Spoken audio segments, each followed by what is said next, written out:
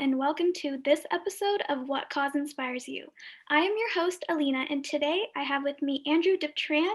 Alicia Gupta, my friend and fellow Humanity Rising ambassador, launched the What Cause Inspires You podcast as a way for students to share the service they're doing in their communities. We encourage youth who are making a change to improve the world to speak up about their stories and become a leader in the movement. When things don't go his way, Mission Hills High School senior Andrew Diep-Tran merges economics and entrepreneurship to fight it. So, frustrated with the lack of economic classes and clubs in his community, he founded Operation Economics International, OEI, a nonprofit which teaches 1,800 plus students in 18 chapters across 7 countries and 5 US states. Be it through running OEI, organizing his school district's first TEDx event, or advocating for pro-business policy, it's clear he loves nothing more than one thing: to clear and chart the terrain for others so that they don't have to. We are recording this presentation and it will be posted shortly on YouTube, Spotify, and Apple Music. Be sure to check out www.humanityrising.org and sign up for our email newsletter to keep updated with all the podcast links. It's so exciting to have you here with us today, Andrew. Thank you so much for joining us. If you're ready, we shall get started. I'll jump right to the first question. So I think we all would love to know a little bit about yourself and what your aspirations are. Sure. Well, first, thanks for having me. And it's a great honor to be on the What Cause Inspires You podcast. Just a little bit about myself. So yeah, I'm a high school senior at Mission Hills High School in San Marcos. And it's like a medium-sized suburb in San Diego County. And so I've just grown up here my whole life. And so a lot of my beliefs have just really derived from all my experiences just growing up here. If there's one thing about my community that's really shaped me, it's just the fact that I come from a really STEM-oriented city. And so just the area surrounding my community is very, STEM based. There's tons of opportunities for kids who are interested in STEM, like clubs, tutors, classes, all kinds of things. But I don't think, learning business, economics, and entrepreneurship they were never really an option for me or for really any of my friends. And so, growing up my whole life, when I was in elementary school, I started my own origami business, selling and making money that way. And over time, I've just grown really fond of a business and just of entrepreneurship. And, I think that desire to explore a field that wasn't really offered is something that's, really meaningful to me because I've, it's made me take charge of my own learning. And so, just exploring economics, business, entrepreneurship all together, just kind of merging all of them is really crucial to me. And so that's why I hope to also, continue building companies, building organizations that can impact people for the better in the future as well.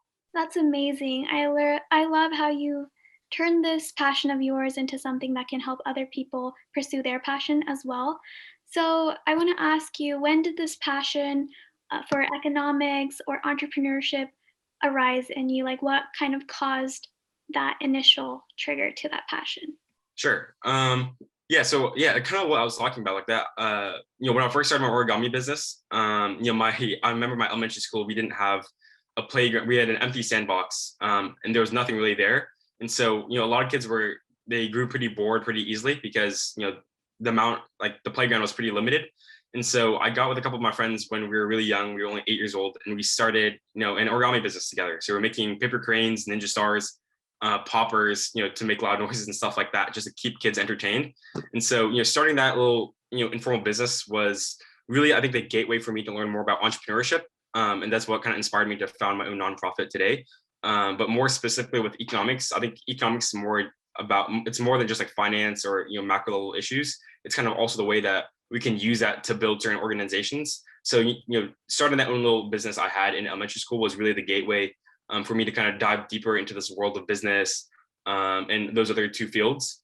But I think the one thing that really kind of pushed me to really act is just the fact, again, that, I come from a city that has a lot of underexposure to more underexposure to business related fields.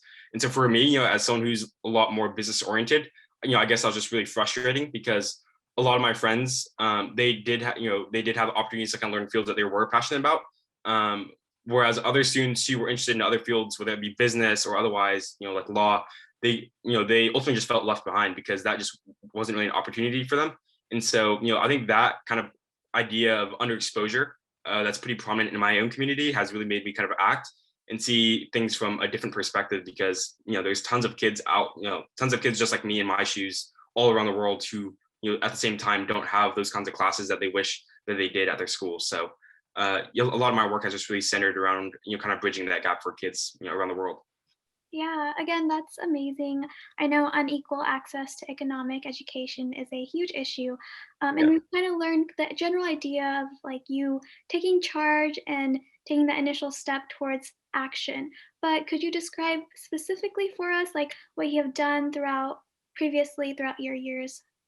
Yeah, in order just to bridge that gap in economic education access, trying to make it a little bit more accessible for kids, I actually founded my own nonprofit called Operation Economics International, as you mentioned. But I think the precursor that really led to that was actually a pilot program that I led at my high school for the past 4 years. And so when I was a freshman, immediately I encountered just the fact that there wasn't any classes that I wanted. And so I started my own business club. I called it FIBE Fellowship, FIBE, standing for Finance, Investments, Business, and Economics. And so, pretty much that was my pilot program of seeing, just to test to see if there was a need for economic and personal finance education in my own school. And through my pilot program, we've been able to bring in tons of guest speakers. We've hosted over, I think we've had 17 guest speakers now. And as you see in the image, the coolest one that we brought in over the past few years is actually Mike Fasulo, and he's the chief operating officer of Sony Electronics. And so it was really cool to kind of help kids get a taste of business through guest speakers. But aside from that, and aside from bringing in local business influencers as mentors, we've also hosted 2 Shark Tank entrepreneurship competitions. We've hosted 2 stock market investing competitions as well, or simulators. And so we've just really tried to get kids involved at my school, involved in personal finance. And so that was really the pilot program. But after now growing the club to over 100 members, we've had a huge impact on our community. I realized hey, this isn't just a local issue anymore. I think there is definitely a ton of kids out there that do need help. And so meeting kids from I went to a summer program over the summer of 2019, and I met a lot of friends there. I met a lot of friends who didn't really have those kinds of classes again.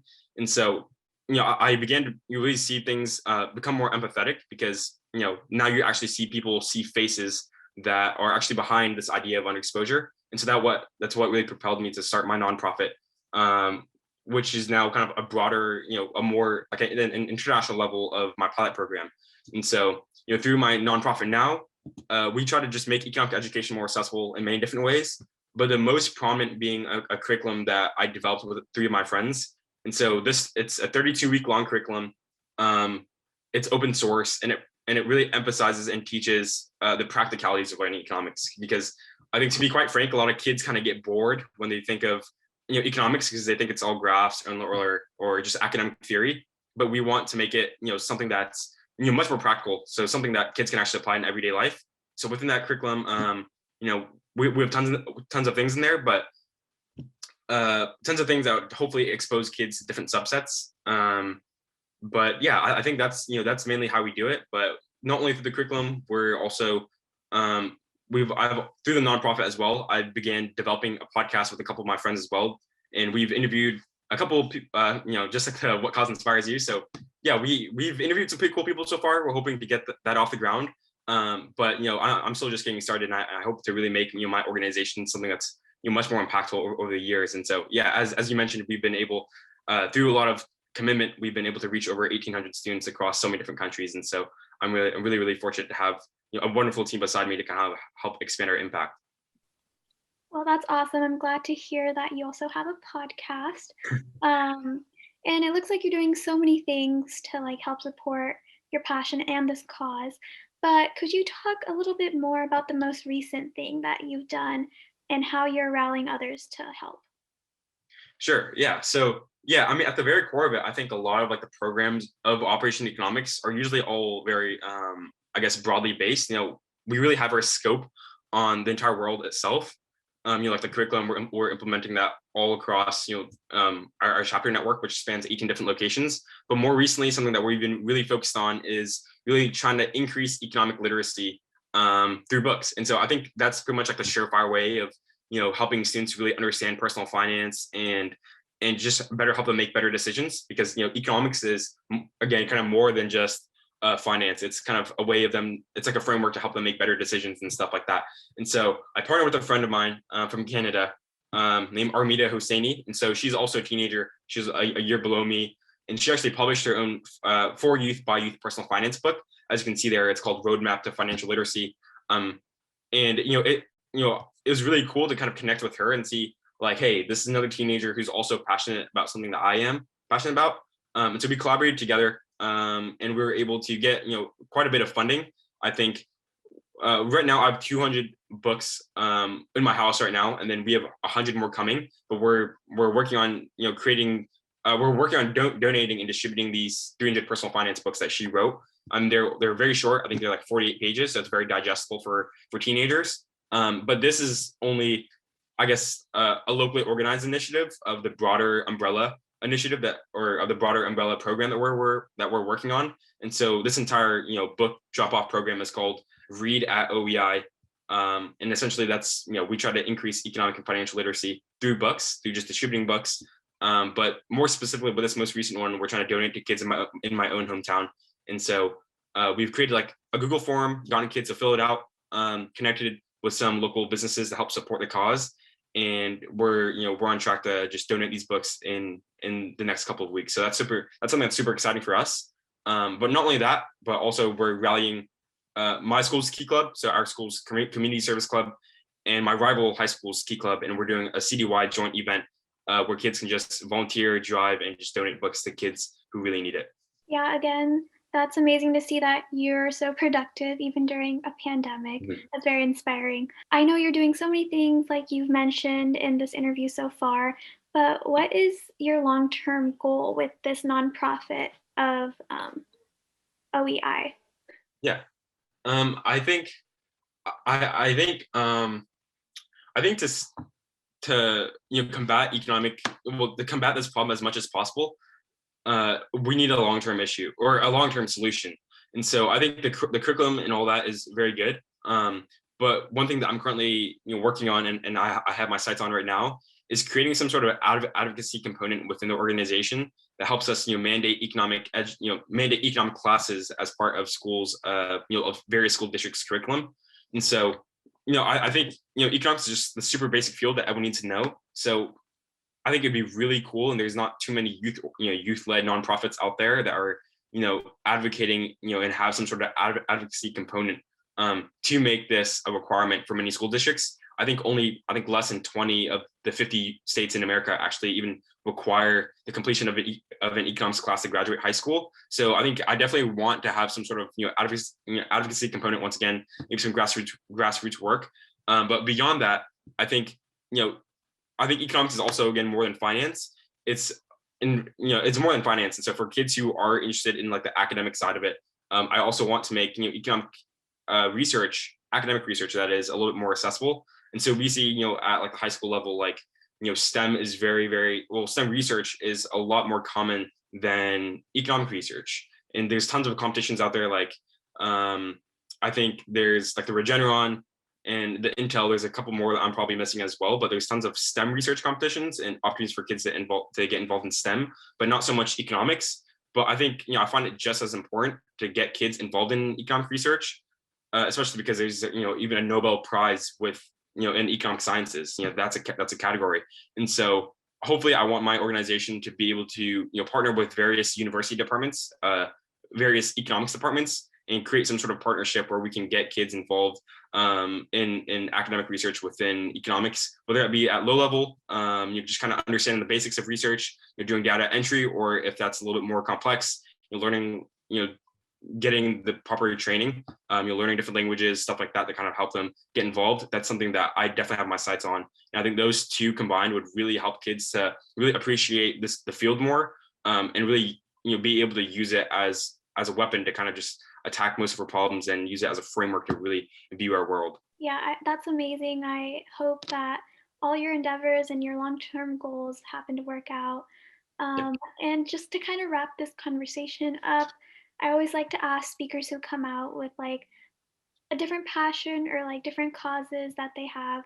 Why do you think it's important to give people why do you think it's important for people who have resources to give back? Yeah. I think, I think a lot of it is, well, there's a lot of people out there that we oftentimes kind of ignore, right? So like just nowadays, everyone's in their own little bubbles, like everyone always has, headphones in, they're kind of doing their own thing. Everyone has their own needs, backgrounds, stuff like that. And so a lot of times we just really kind of become blind to the fact that, there are a ton of people in this world that, that are in less fortunate situations. And so, just kind of, starting my own organization, for instance, just meeting kids all around the world who, again, are in my shoes, but, across the world, across seas, like in Zimbabwe or in Liberia, like meeting kids in those countries, or even meeting kids in like Indonesia, in like Southeast Asia, stuff like that. There's tons of kids out there that once you kind of talk to them, you really become friends with them. You understand their stories, you listen to them, and you kind of really begin to understand that like this issue just spans more than just San Marcos. It's kind of it's a worldwide issue. And so I think for people who do have the resources, for people who do have the opportunities to make an impact, I think it's important because that's how we kind of make our society advance, and kind of that's how we push the needle forward, and that's how we kind of get this circle of progress to really start spinning. Is if one person can do a small act of service a day, that encourages other people to adopt healthy behaviors to kind of serve others as well, and it's this continuous cycle. And I think it's something that we really need right now. And there's tons of issues right now. We're no stranger to 2020 with COVID, and then the presidential election. Our country was very divided. And I think if we could just all volunteer, fight an issue that we're passionate about, an issue that inspires us, it encourages other people to do the same, and stand up for what they believe in. Yes, exactly. Thank you so much, Andrew, for being here. You can contact and connect with Andrew through email. It's ak.dieptran@gmail.com. We will also be attaching this contact in our YouTube description of the podcast in case anyone has further inquiries or wants to get involved. This is a cause that is so important to raise awareness for, but I feel like very few people take initiative. So the work you're doing is so inspiring, and we hope to continue learning more. But if you have any general questions about the What Cause Inspires You podcast series, are interested in applying as a student or expert speaker, or want to volunteer, email aliciagupta2020@gmail.com or info@humanityrising.org. Be sure to follow our Instagram and Facebook pages to stay updated on our scholarship opportunities, future podcasts, and events at humanity.rising and What Cause Inspires You. Thank you all for attending, and we hope to see you again for next week's podcast.